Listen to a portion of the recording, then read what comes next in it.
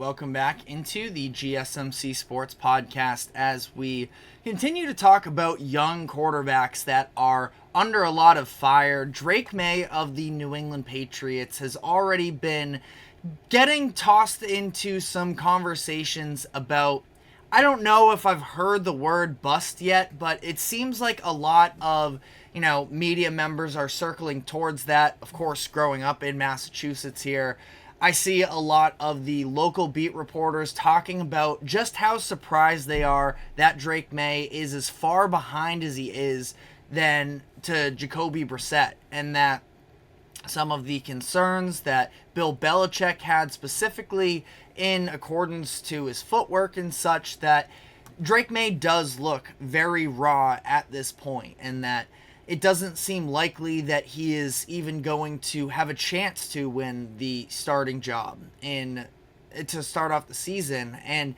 I never expected Drake May, even if he was, if he was incredible, it was going to be impossible for the Patriots to sit him. But I always assumed that they were going to err a little bit more on the cautious side with Drake May anyways. And for whatever it's worth as well, I do think that Jacoby Brissett is a very solid backup quarterback. That I've made this argument before. I think that he has been the best quarterback on his roster for at least the past two, I would say the past two seasons, where this past year we saw Washington actually had a slightly better chance when they started him as opposed to Sam Howell, at least in my opinion. And I don't mind Howell by any means, but some of the mistakes were definitely glaring with him. But the offense looked slightly more functional with Brissett behind center. And then in 2022, granted it was a season in which Deshaun Watson was returning from his suspension and hadn't played football in over a year and a half or so, that I wouldn't expect him to look all too sharp. But in that 2022 season, from what we saw, Jacoby Brissett gave the Browns a better chance to win football games. And he is not some, elite top-end quarterback by any means, but I think he can absolutely get the job done for you. And that's kind of what I assumed the expectation was going to be headed into this season for the Patriots, where they are, at the bottom of the barrel in terms of overall roster talent. And I think that, it makes sense that Jacoby Brissett is significantly more ready for this job than Drake May is. Jacoby Brissett, he's 31 years old. He's headed into his age 32 season. I am not surprised by any means that Drake May, someone who is 22 years old, something like that he is not extremely sharp coming out of the gates in training camp. He's 21 right now. He turns 22 in August. There is more than enough time for him to be able to round out into the draft prospect that everybody was sort of on board that Drake May was going to need some development before being able to fully shine as, a top-end player. Again, just 21 years old, and not to call out by any means, because I do greatly respect Colin Cowherd as, for what he does, but I saw the clip that he was talking about yesterday, and the idea that, because the offensive line isn't good and the receivers aren't good and the running back depth isn't good, that Joe Milton is going to win the job over Drake May. Neither one of them are going to be the starter this season. It's going to be Jacoby Brissett, the one who has 8+ years of NFL experience at this point. 8 years, I think, exactly. So the idea that also, just because Joe Milton is taller and a little bit more of a baseline athlete, everybody knew Joe Milton was athletic at Tennessee. That was his whole thing of, watch this dude rip a ball 80 yards downfield on a dot, but the consistency with accuracy is just not there yet. And I, of course, have a lot of Patriots fans in my life that are starting to buy into the Joe Milton hype train, and I think it would be absolutely electric if Joe Milton does emerge as a starting caliber guy. But I think Joe Milton was a lock to be a preseason darling, a training camp darling, where he makes some really impressive throws. He shows off his arm talent and starts to,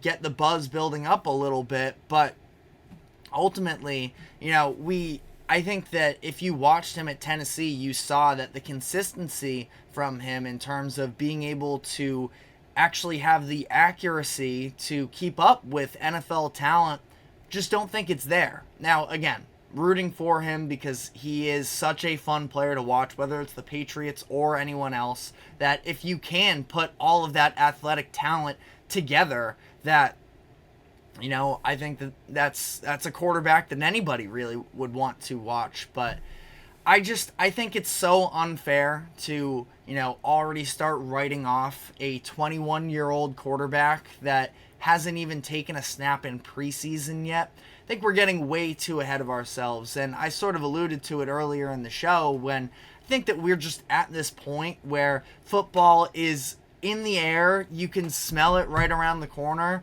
and we just sort of latch on to every sort of report or storyline that we hear. Like, these people that are making claims about Drake May, a lot of them haven't even actually gotten to see him practice yet. And even if it is bad, it's kind of like, who cares? I'm not ready to, I don't know, everybody's just always so ready to move off of, the new thing and write somebody off.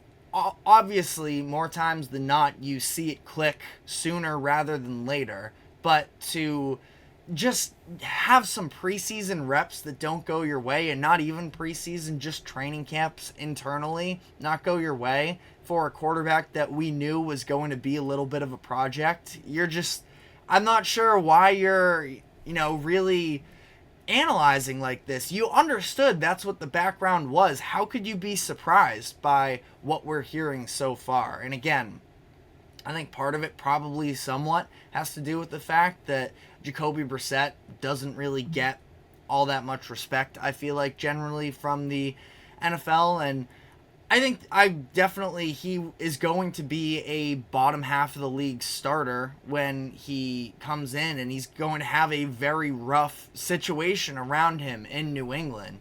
But I think he's fine. I think he's going to pretty obviously give you the best chance to win by just not making the rookie mistakes and young player mistakes, you could say, like we saw from Mac Jones and Bailey Zappi in New England last year. That he's just going to provide a little bit more of veteran leadership, and that under this new regime, you just sort of have to have a little bit of faith. And we've seen that with Houston last year. Obviously, the quarterback talent as a whole much higher in Houston, but I could also equate it a little bit to Vegas, where Antonio Pierce was able to just instill confidence in what they had, and they had really inconsistent quarterback play. I think Jacoby Brissett can give you a good enough job to be in competition as long as the defense is